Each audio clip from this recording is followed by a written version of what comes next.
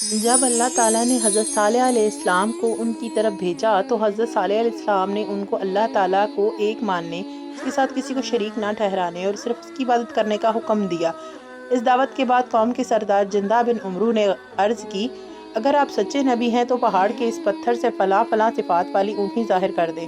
آپ نے دعا مانگی اور سب کے سامنے پتھر پھٹا اور صفات مخصوصہ والی اونٹنی نمودار ہوئی اور پیدا ہوتے ہی اپنے برابر بچہ جنا۔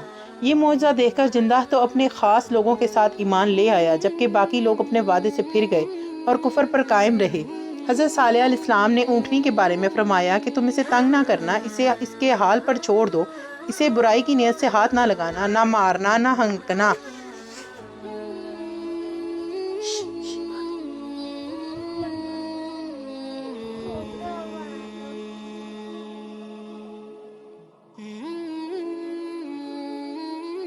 اسے برائی کی نیت سے ہاتھ نہ لگانا، نہ مارنا، نہ ہنکانا، نہ قتل کرنا، ورنہ تمہیں دردناک عذاب پکڑ لے گا۔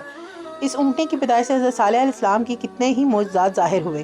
وہ اونٹنی نہ کسی کے پیٹ میں نہ حمل میں رہی، بلکہ طریقہ عادیہ کے خلاف پہاڑ کے ایک پتھر سے اس طرح پیدائش ہوئی۔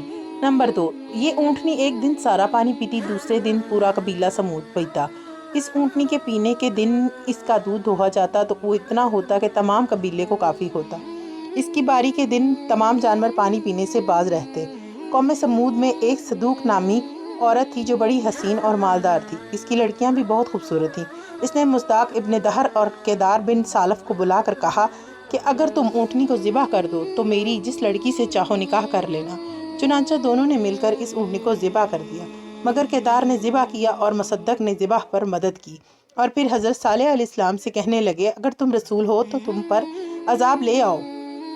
انہوں نے بدھ کے دن اونٹنی کی کونچیں کاٹی تھیں۔ حضرت صالح علیہ السلام نے فرمایا، تم 3 دن کے بعد ہلاک ہو جاؤ گے۔ پہلے دن ان کے چہرے زرد، دوسرے دن سرخ اور تیسرے دن سیاہ ہو گئے۔ پھر وہ لوگ اتوار کے دن دوپہر کے قریب ہولناک آواز میں گرفتار ہوئے، جس سے ان کے جگر پھٹ گئے اور وہ ہلاک ہو گئے۔ ان کی ہلاکت کے بعد حضرت صالح علیہ السلام مومنین کو ساتھ لے کر مکہ معظمہ روانہ ہو۔ جزاک اللہ خیرہ۔